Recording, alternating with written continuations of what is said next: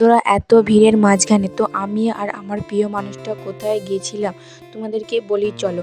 তো প্রথমে দেখতে পাচ্ছ আমি রেডি হয়ে গেছি, তো মাস্কটা প্রথমে পরে নিলে ঠান্ডা লেগে যাবে, তো যে আসতে হয়তো রাত হয়ে যেতেও পারে। তো চল এখানে আমি রেডি হয়ে সোয়েটারও পরে নিয়েছি, কারণ শীতকালের বেলা একটু ঠান্ডা পড়ে যাচ্ছে।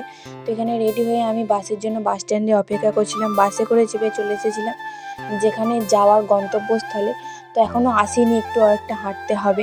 তো চলো হেঁটে হেঁটে আমি চলে এসেছি বিখ্যাত সেই আরামবাগ পৌরসভার মেলায়। তো দেখতেই পাচ্ছি ঢুকতে কত ভিড় মানুষের।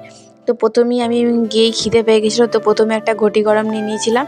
তো খেয়ে দেখলাম মোটামুটি ভালোই খেতে, তো আমি বেশি খাইনি, আমার প্রিয় মানুষটাকে দিয়ে দিয়েছিলাম। তো এখানে ডান্স হচ্ছিলো, তো ভিড় হয়নি।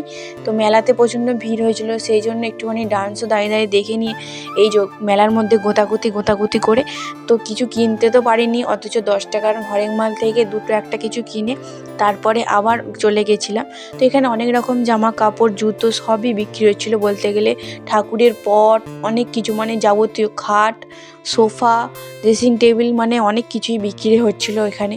তো এখানে সব কিছু ঘুরে ঘাড়ে আমার খিদে পেয়ে গেছিলো। তো এখান থেকে আমি অর্ডার করে দিয়েছিলাম কী কী খাবো, এগরোল চাউমিন আর ঘুগনি, 3টে জিনিস আমি খেয়েছি। তো এখানে খাওয়ার কিনবে বলে দেখছিলো, তো এটার কাপড়টা অতটা ভালো ছিল না বলে এটা নেয়নি। তো চলো আমার ভিডিওটা এই পর্যন্তই। তো মেলা ঘোরা আমার পুরো কমপ্লিট হয়ে গেছে। ভিডিওটা ভালো লাগলে অবশ্যই তোমরা লাইক কমেন্ট শেয়ার করে যেও। Tata bye bye.